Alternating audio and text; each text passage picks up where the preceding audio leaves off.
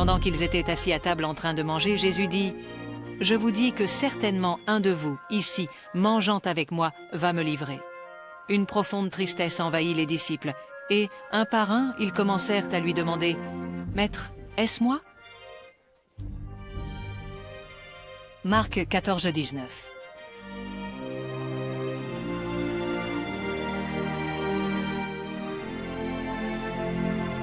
Il y a environ 2000 ans, dans la ville de Jérusalem, 12 hommes et un prophète se sont réunis pour célébrer la fête juive de Pâques.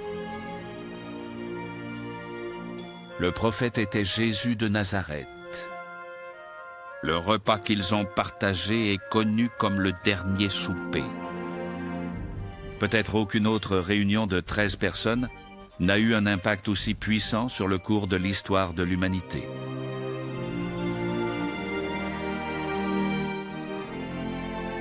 Connaissons-nous le lieu où a eu lieu le dernier repas?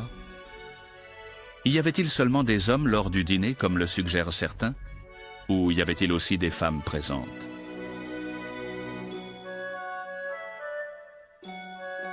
Est-il possible que l'image la plus célèbre du monde de la scène, peinte par Léonard de Vinci, soit si inexacte?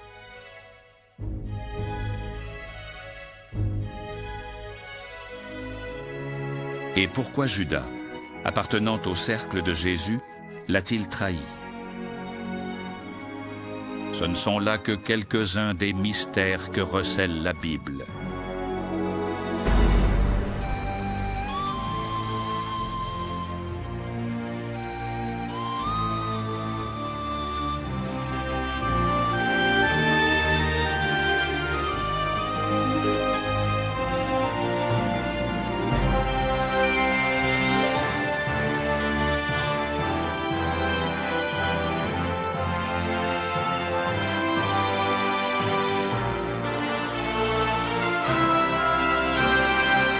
Mystère de la Bible.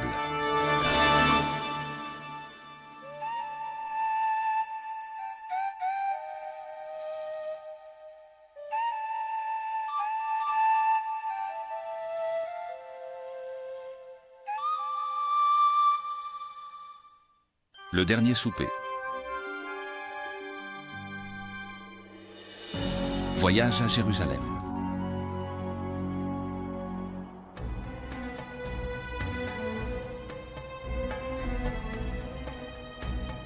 Il y a environ 2000 ans, au printemps d'une année tumultueuse, des Juifs de tous les coins d'Israël ont fait un pèlerinage à la ville sainte de Jérusalem pour célébrer la fête appelée Pâques.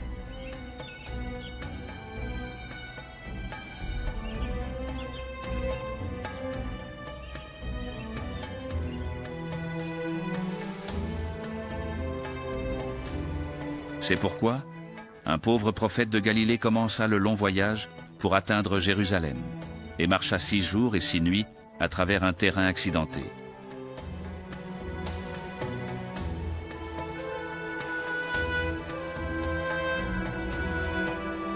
Son nom était Jésus de Nazareth.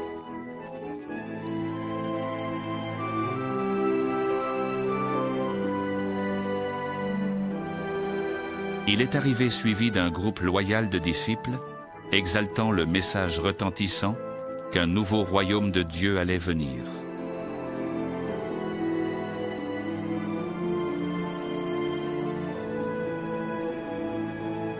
Il est possible que les événements transcendantaux de la dernière semaine de Jésus, jusqu'au dernier repas, ne soient jamais entièrement compris, car il n'existe pas de récit de témoins oculaires. Les 4 évangiles de Matthieu, Marc, Luc et Jean, écrits plusieurs décennies plus tard, sont les seules chroniques qui restent de sa vie extraordinaire. Ils laissent beaucoup de mystères déconcertants. Qu'est-ce qui s'est passé pendant les quelques heures de la dernière scène qui changerait complètement le cours de l'histoire de l'humanité? Pourquoi, pour partager un simple repas avec ses disciples, Jésus a-t-il risqué sa vie en entrant dans une ville occupée par des légions romaines hostiles?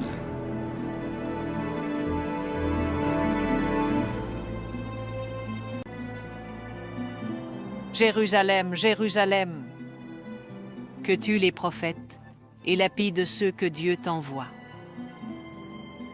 Matthieu 23, 37. Pour Jésus et pour tout autre juif vivant sous la dure occupation romaine, les rues de cette ville sainte étaient pleines de dangers.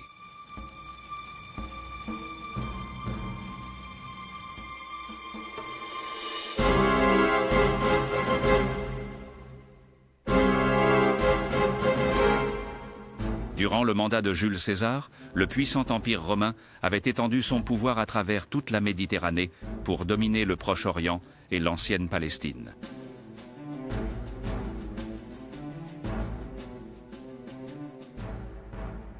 Dans les rues, la vision d'un soldat romain et de ses compagnons était une offense pour les Juifs.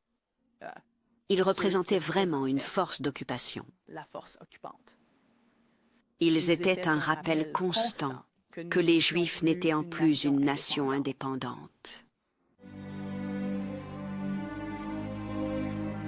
Pourquoi, dans un climat politique chargé de tensions, les occupants romains permettaient-ils aux Juifs de continuer à adorer leur Dieu tout-puissant et de célébrer une fête juive qui commémorait la liberté de l'oppression?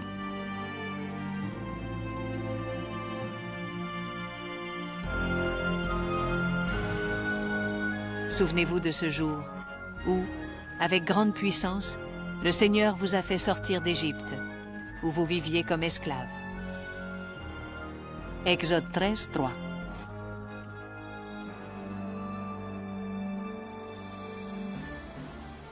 Avec ces mots, la Torah ordonnait au peuple juif non seulement de se souvenir, mais aussi de revivre l'expérience de l'Exode, leur fuite dramatique de l'esclavage en Égypte 1500 ans auparavant.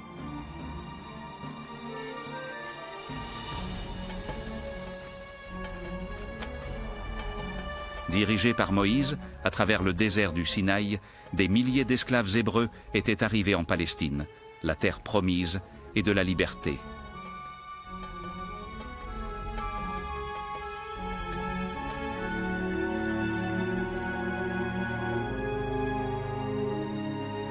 Pendant l'occupation romaine, un accord avait été conclu avec les chefs religieux juifs qui permettait aux gens de professer leur foi sous l'œil vigilant des forces romaines.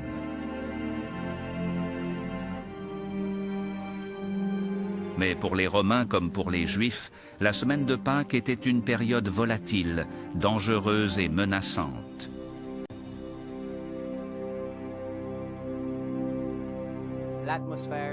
L'ambiance avec les patios du temple pleins de gens ressemblait à une poudrière.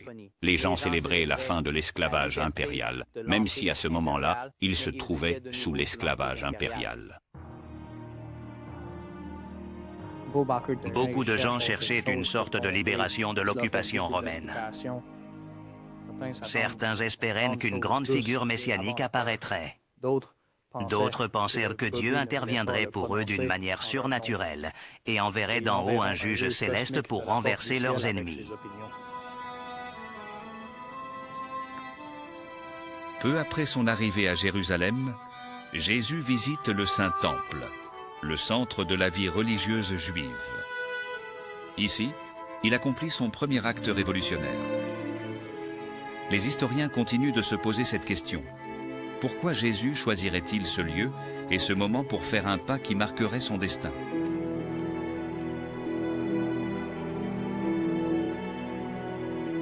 Jésus entra dans le temple et commença à expulser ceux qui y vendent et achètent. Il renversa les tables des changeurs. Et il commença à enseigner au peuple. Les Écritures disent « Ma maison sera une maison de prière pour toutes les nations. » Mais vous en avez fait une caverne de voleurs. Mark onze Quinze.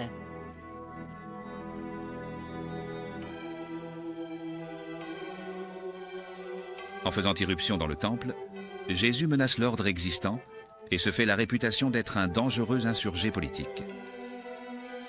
Qu'est-ce qui motivait ces actions? Pourquoi Jésus s'est-il délibérément opposé aux autorités les plus puissantes de la terre? Ce que Jésus a fait, c'est détruire symboliquement le temple. C'est comme quelqu'un qui, dans les années 60, entre dans un bureau de recrutement américain et renverse les lettres de conscription. En réalité, cela ne détruit pas le Pentagone. C'est un acte symbolique de le détruire rituellement, pour ainsi dire. Jésus pouvait-il prévoir qu'avec cet acte de défi, il mettait en danger sa propre vie?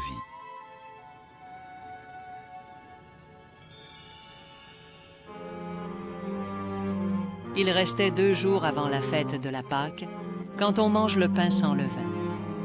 Les grands prêtres et les scribes de la loi cherchaient un moyen de capturer Jésus par quelques ruses et de le tuer, car certains disaient « Pas pendant la fête », pour ne pas provoquer d'émeutes parmi le peuple. Marcos 14, 2. Tandis que Jésus se prépare pour la fête de Pâques, d'autres ourdissent une sombre conspiration.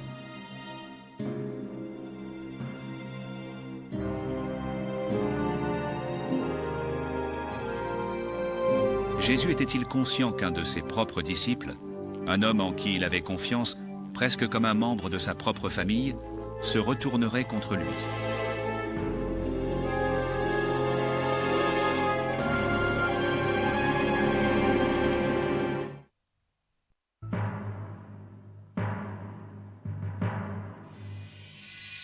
Une prémonition létale.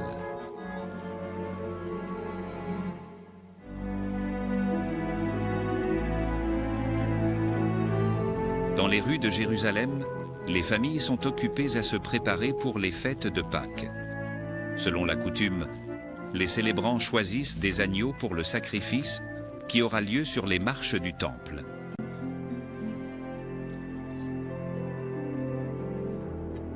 Au milieu de cet événement sacré, un petit groupe de conspirateurs ourdit sa conspiration. Les érudits ont été fascinés par cette question tentante. Jésus avait-il prévu sa propre mort?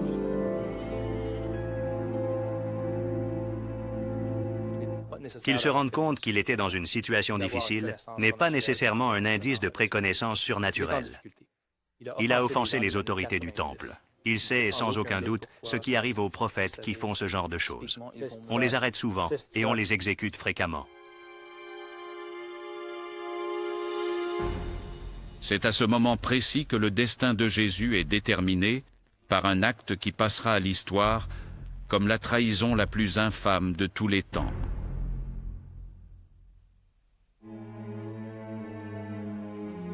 Alors, Judas Iscariote, l'un des 12 disciples, se rendit auprès des grands prêtres pour leur livrer Jésus.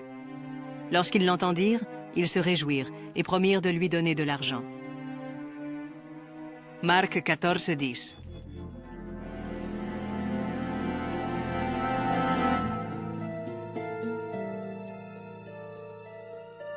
Pourquoi Judas s'est-il adressé aux autorités? Les motifs de la trahison de Judas ont longtemps déconcerté les historiens. S'il y a quelque chose de mystérieux dans la dernière scène, cela peut très bien être le rôle de Judas. Qui est-il? D'où vient-il? Nous savons vraiment très peu. Tandis que le Nouveau Testament indique que Judas livre Jésus pour 30 pièces d'argent, les historiens se sont interrogés sur ce motif compte tenu de la faiblesse du gain économique.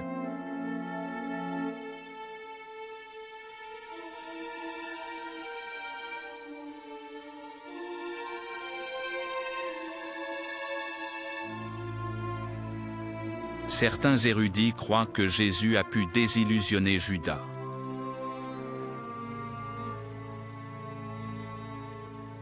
Il est possible que Judas ait pensé que Jésus était le Messie juif attendu par la tradition, qu'il prendrait l'épée, soulèverait les troupes et chasserait les Romains de la terre.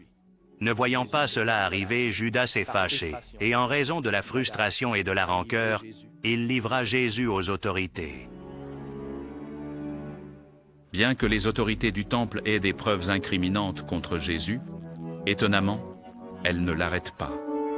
À la place, elles attendent le moment propice, guettant l'occasion appropriée.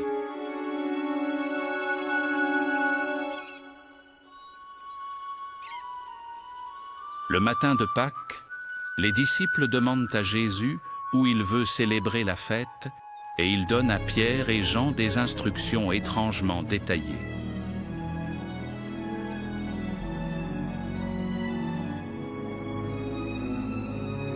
Allez à la ville. Là, vous trouverez un homme portant une cruche d'eau. Suivez-le, et au maître de la maison où il entre, dites-lui, « J'irai boire de l'eau ». Demande au maître, « Quelle est la salle où je dois manger avec mes disciples le dîner de Pâques ?» Et il vous montrera à l'étage une grande chambre. Marc 14, 12.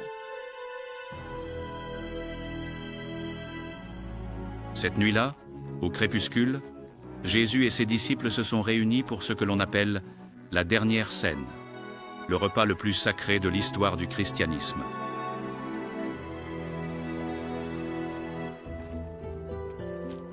Pendant environ 2000 ans, les historiens ont tenté de résoudre le mystère de l'endroit exact où ce dîner a eu lieu.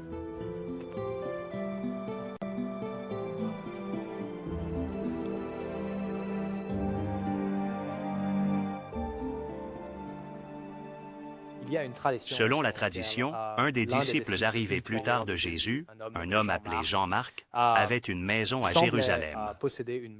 Nous savons par le livre des Actes des Apôtres que sa mère avait une maison et il est possible qu'il mangeait chez la mère de Jean-Marc.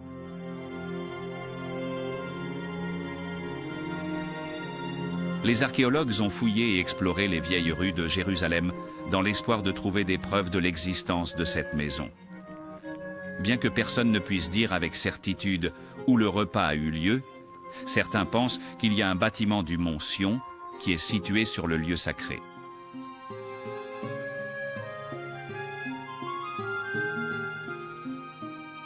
Le bâtiment gothique qui se dresse en ce lieu date du XIIe siècle. Mais auparavant, il y avait une autre habitation sur ce terrain.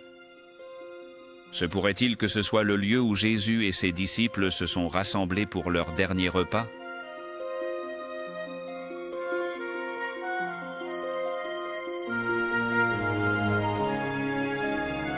Y avait-il des femmes lors du dîner avec Jésus?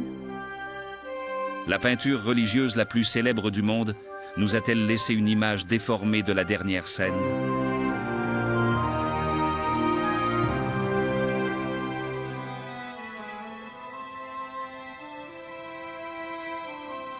Dans un coin des ruelles sinueuses de la vieille Jérusalem, Jésus et ses disciples se sont réunis pour célébrer le repas le plus important de l'histoire. L'événement a captivé l'imagination humaine pendant près de 2000 ans. Même aujourd'hui, les chercheurs continuent de tenter de reconstruire ce qui s'est réellement passé dans cette salle.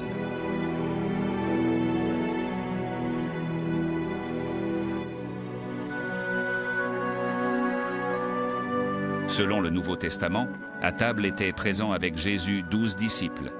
Parmi eux se trouvaient Pierre, Jacques, Jean, André et Judas.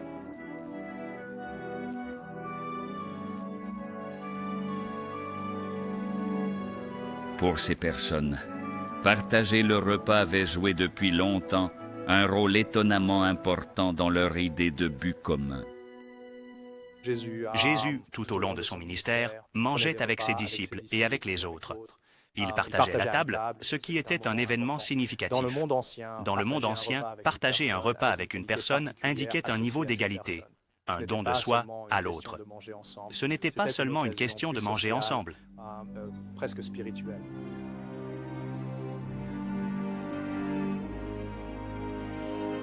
Partager la nourriture exprimait l'idée, fondamentale dans les enseignements de Jésus, que nous avons tous été créés égaux aux yeux de Dieu. Jésus utilise ce repas, ce que j'appellerais la table ouverte, comme symbole d'une nouvelle société qu'il appelle le royaume de Dieu. C'est une table qui ne discrimine pas entre riches et pauvres, entre femmes et hommes, entre ceux qui avaient tout et ceux qui n'avaient rien, entre purs et impurs, entre esclaves et libres.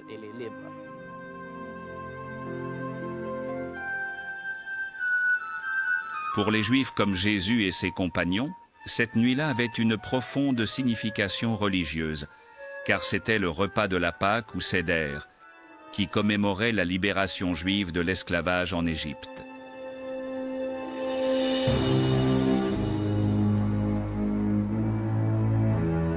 Selon l'histoire racontée dans l'Exode, Dieu avait envoyé 10 plaies horribles au pharaon égyptien pour briser sa volonté.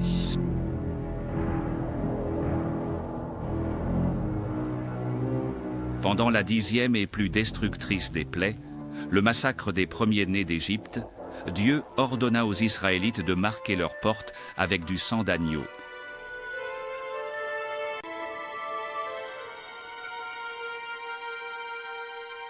Cette nuit-là, je traverserai tout l'Égypte, et je frapperai de mort le premier-né de chaque famille égyptienne, et les premiers-nés de leurs animaux. Et je prononcerai un jugement contre tous les dieux de l'Égypte. Moi, le Seigneur, je l'ai dit. Exode 12, 12.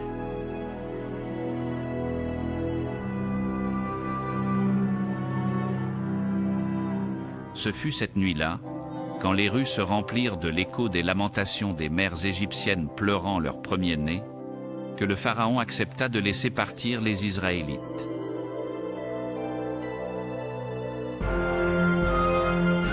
Moïse a finalement pu faire sortir son peuple de siècles d'esclavage, à travers la mer Rouge, vers la terre promise.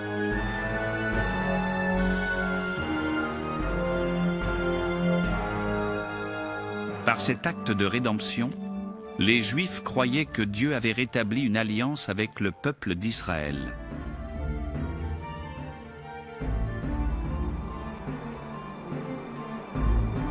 Bien que la plupart des chercheurs s'accordent à dire que Jésus et ses compagnons se sont réunis pour commémorer la fuite d'Égypte, les questions fondamentales sur le dernier repas restent sans réponse.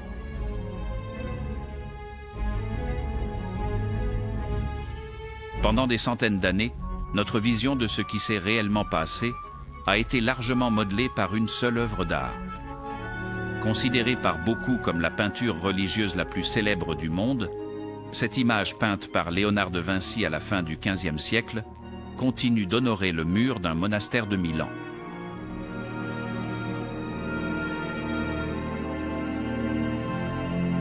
Mais les chercheurs en sont venus à remettre en question la précision historique du chef-d'œuvre de Da Vinci.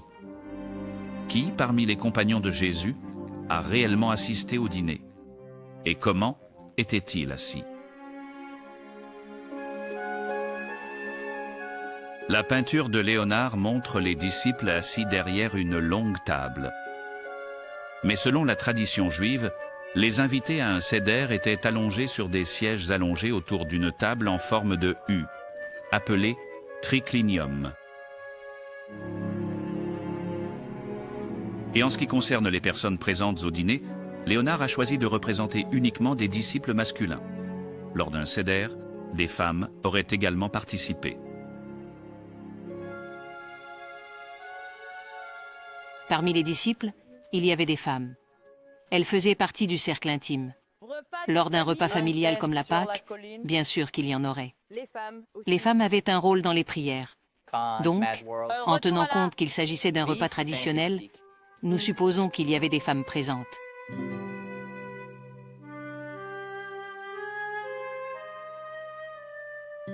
Est-il possible qu'il y ait eu des femmes assises à la table avec Jésus lors de son repas le plus sacré? Bien sûr, toutes nos peintures montrent Jésus avec 12, y compris Judas, 12 compagnons masculins. Cela a-t-il une grande importance historique de se demander si c'est ce que Jésus a fait? A-t-il choisi 12 hommes? Et étaient-ils les seuls présents lors de la dernière scène? Je ne vois aucune raison de le penser.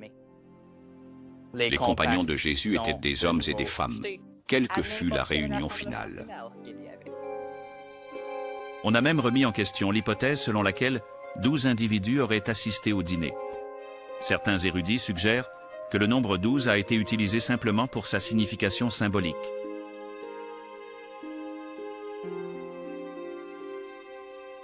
La lignée de l'ancien Israël remontait aux 12 tribus d'Israël. Les 12 fils de Jacob étaient les chefs des 12 tribus. Il est donc possible que le nombre 12 symbolise le nouveau peuple de Dieu qui entrera dans le royaume lorsqu'il arrivera.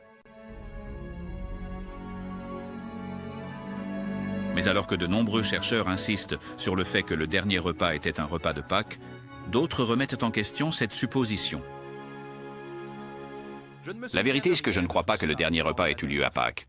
Tout d'abord, aucun des rituels de Pâques n'est réalisé.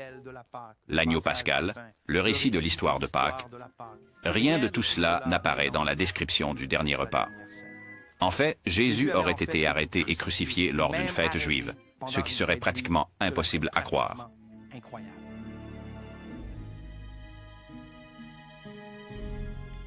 Les évangiles eux-mêmes ne concordent pas. Les récits de Marc, Matthieu et Luc situent le dîner à Pâques. L'évangile de Jean, cependant, le situe la nuit précédente. Si l'on prend littéralement le récit de Jean, Jésus lui-même est sacrifié à Pâques.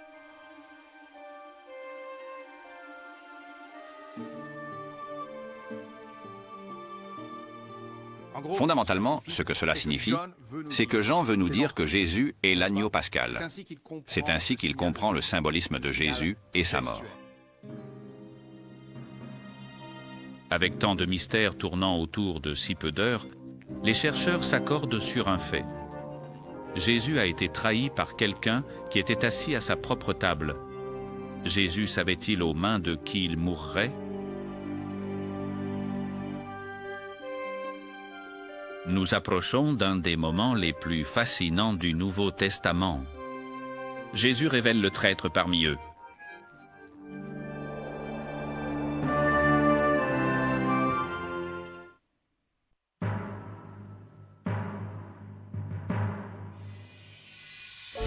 La trahison.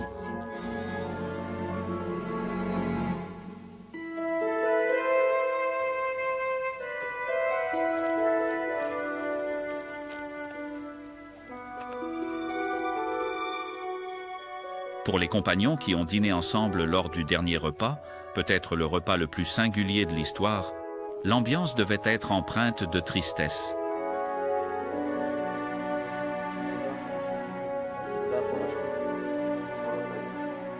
Ont-ils ressenti la dure réalité de la mort qui était si proche?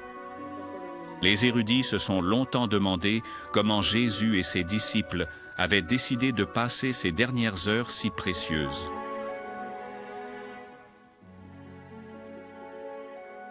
Pour moi, le plus grand mystère autour de la dernière scène est ce qui s'est réellement passé. Jésus disait-il vraiment à ses disciples qu'il était le Messie, le Fils de Dieu? Quel type de brainstorming pour la prochaine phase du mouvement de Jésus a eu lieu? Toutes les motivations conflictuelles, rêves et aspirations sur ce que cela signifiait être juif. J'aurais adoré y être.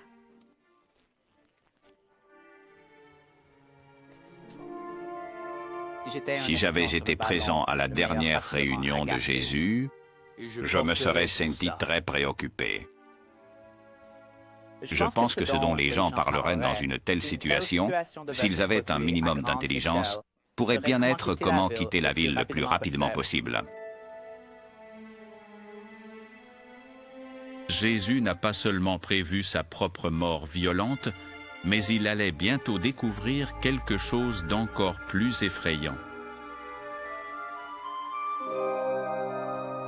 Étant assis à table, Jésus leur répondit, « Je vous dis qu'en vérité, l'un de vous qui est ici, mangeant avec moi, me trahira. » Une profonde tristesse envahit les disciples, et l'un après l'autre commencèrent à lui demander, « Est-ce moi ?»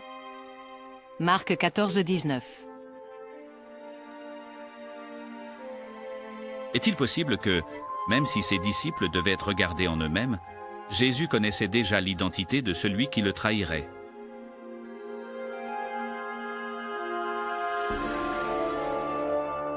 Malheur à celui par qui le Fils de l'homme est livré. Il aurait mieux valu pour lui de ne pas être né. Matthieu 26, 24.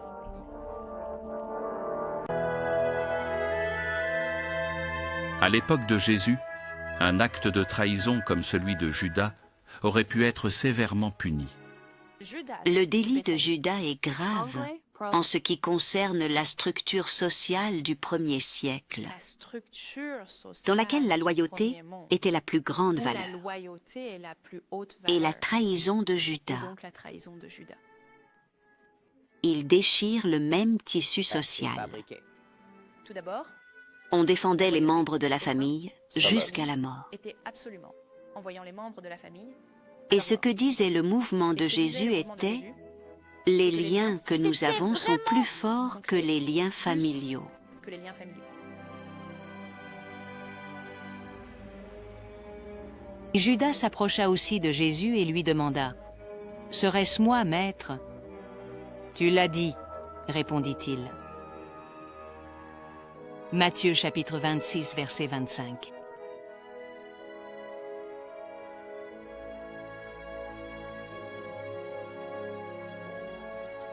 Après sa fatidique confrontation avec Judas, selon les évangiles de Matthieu, Marc et Luc, Jésus prend le pain qui leur reste et le partage entre les disciples. Ce geste simple porte un profond sens qui résonnera à travers les siècles.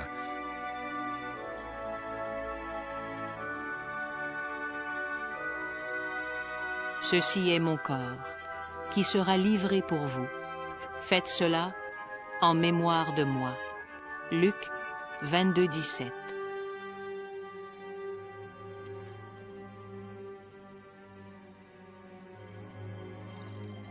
Les disciples mangent le pain. Jésus prend un calice de vin rouge de Pâques. Selon la coutume, il était dilué, 2 parties d'eau et 1 de vin. Encore une fois, il rend grâce et passe le calice à ses disciples.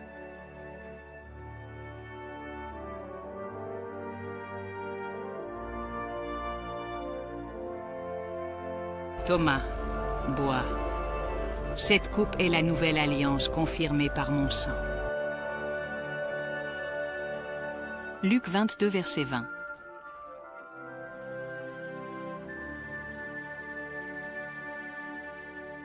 Jésus utilise le moment de rompre le pain et de rompre le calice pour dire que c'est ce qui va lui arriver. Donner sa vie, Son corps, sang et son propre vie pour... Avec ces quelques mots, où le pain et le vin sont offerts symboliquement comme le corps et le sang de Jésus, est né le sacrement de la Sainte Communion.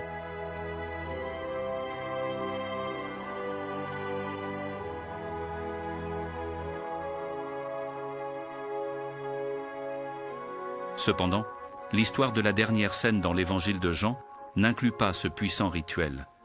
À la place, elle mentionne un autre, un acte de profond symbolisme, inexplicablement omis dans les 3 autres évangiles. Jésus s'agenouille comme un esclave. En fait, probablement comme une esclave, elle s'agenouille et lave les pieds des disciples.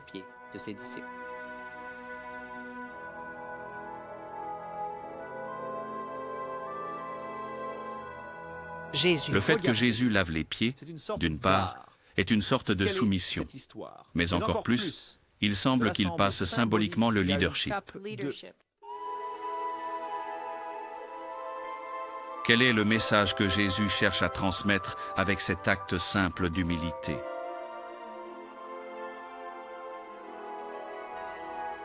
Et ce que dit Jésus, voulez-vous diriger cette Église? C'est ainsi que vous le ferez. Vous êtes les serviteurs du peuple de Dieu. Et ce n'est pas de la poésie. Cela signifie s'agenouiller et laver les pieds des gens.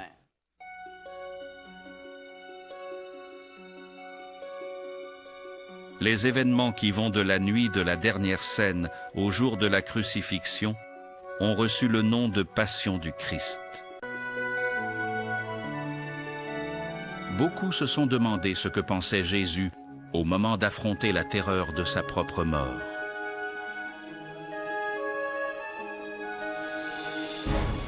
Un baiser fatidique changerait le cours de l'histoire de l'humanité.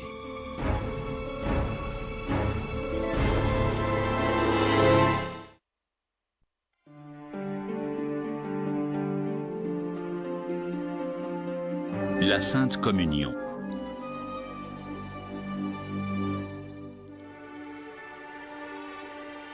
Quand Jésus sort cette nuit printanière, il est conscient que sa mort est proche.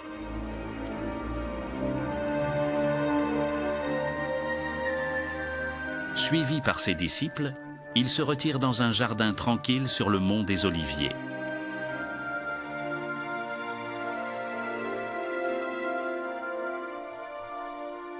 Puis Jésus alla avec ses disciples dans un lieu appelé Gethsémani, et il leur dit, « Asseyez-vous ici, pendant que je vais plus loin pour prier. » Matthieu 26, 36.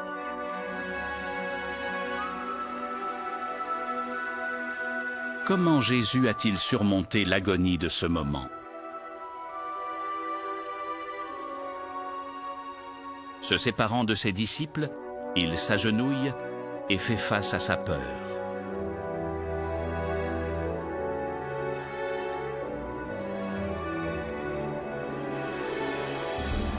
Abba, mon Père, pour toi, tout est possible.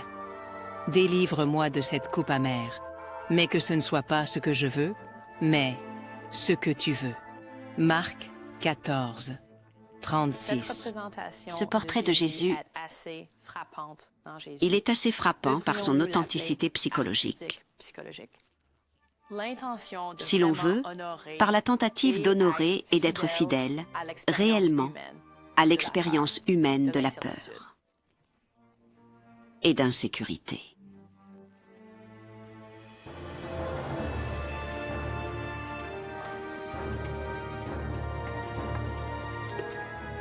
Le bruit métallique des armes romaines brise la quiétude de la nuit.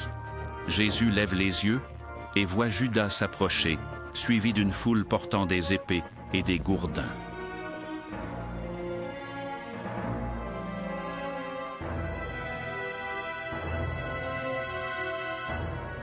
Alors il s'approcha de Jésus et lui dit, « Maître », et l'embrassa.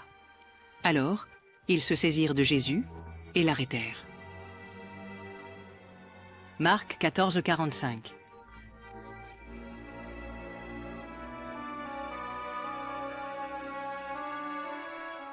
Jésus est conduit devant le grand prêtre Caïphe, qui l'accuse de défendre la destruction du temple. Caïphe l'envoie à Ponce Pilate, le gouverneur romain. Ce sera Ponce Pilate qui décidera de son destin.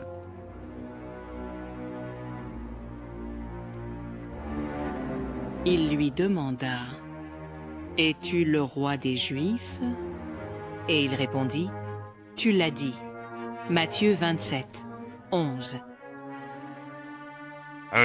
L'un des mystères qui entoure, c'est qu'il ne proclame jamais publiquement être le roi des Juifs.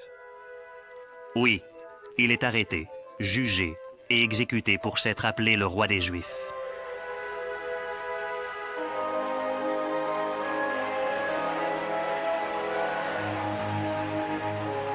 Jésus est condamné à mourir sur la croix, le principal moyen d'exécution des Romains.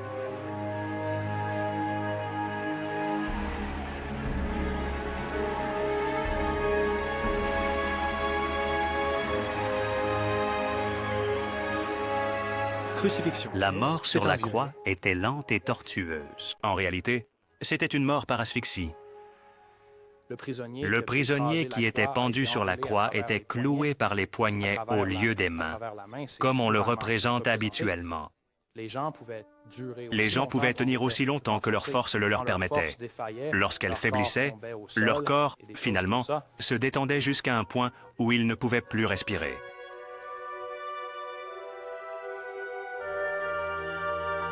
En révélant les événements tragiques, les historiens se sont demandé ce qui est arrivé aux personnes qui ont partagé le dernier repas avec Jésus.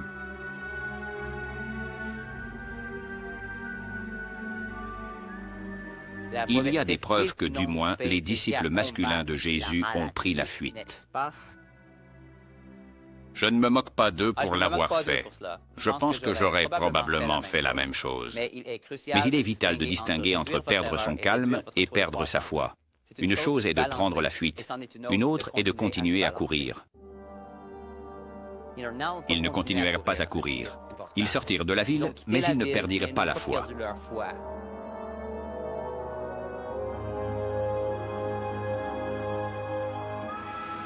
Et qu'est-il arrivé au 12e disciple de Jésus? Selon les récits évangéliques, Judas meurt de sa propre main. Dans la société romaine, l'honneur était la valeur sociale la plus importante qu'un homme pouvait avoir. Que tout homme pouvait avoir. Et pour ceux qui participaient au pouvoir politique et à l'autorité politique, la perte d'honneur était une catastrophe. Et la seule manière de racheter l'honneur était par le suicide. Après la mort de Jésus, le rituel du dernier souper de partage du pain et du vin serait poursuivi par ses disciples sous forme de sacrements sacrés. Nous savons qu'au début du christianisme, les chrétiens se réunissaient chaque semaine pour célébrer la mort et la résurrection de Jésus, et qu'ils le faisaient au moyen d'un repas communautaire dans lequel ils prenaient une sorte de dîner de reste apporté par tous. Le sens primitif du dernier souper ou du repas eucharistique était de rendre grâce. Le nom même de l'Eucharistie, Eucharistia, est le mot grec qui signifie « merci ». Et le pain qui était béni s'appelait « pain reconnaissant ». Les historiens savent maintenant que les premiers lieux de culte chrétien étaient les maisons de convertis à la foi. Pendant les 3 premiers siècles, les églises chrétiennes se réunissaient dans des églises situées dans des maisons, ce qui signifiait qu'elles étaient dans le cadre domestique. Ils étaient dans le domaine que la société romaine assignait aux femmes et à l'autorité féminine.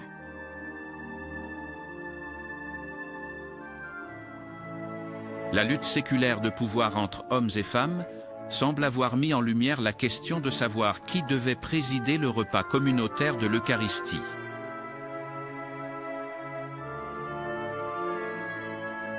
Nous avons des indices que certains hommes étaient assez dérangés par le fait que des femmes agissent comme prêtresses dans les églises à l'époque où les évangiles ont été écrits. Et, sans aucun doute, un mouvement pour faire taire les femmes dans les églises était en cours à la fin du 1er siècle. À la fin du IIIe siècle, le culte est retiré du domaine domestique et transféré dans des salles de réception publique appelées basiliques. Sous la direction de prêtres masculins, le repas disparaît et les éléments du pain et du vin deviennent le rituel central. Au milieu du IIIe siècle, l'autorité commence à se lier à la personne qui préside ce repas eucharistique. Et alors, cela devient une manière de séparer le leader du reste des gens.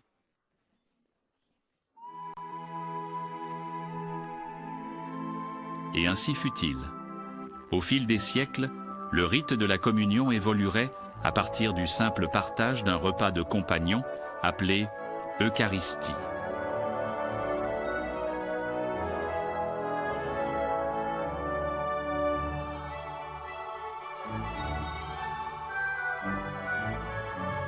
Mais, par-dessus tout, l'impact le plus important que la dernière scène a eu sur la vie de millions de personnes a été la compréhension de la nouvelle alliance avec Dieu que Jésus proposait. Le dernier repas englobe toute la vie de Jésus, avec tout son accent sur la table ouverte pour manger ensemble, et comprend la vie et la mort de Jésus réunis dans un repas.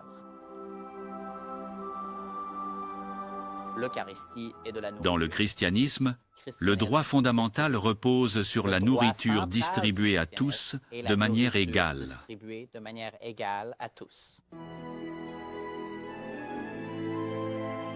Du geste humble de rompre le pain à l'époque de Jésus, surgirait la nourriture pour nourrir l'âme et le corps. Et si la vision de Jésus doit s'accomplir, peut-être viendra-t-il un jour où, pour toute l'humanité, la fin physique et spirituelle ne sera qu'un souvenir lointain.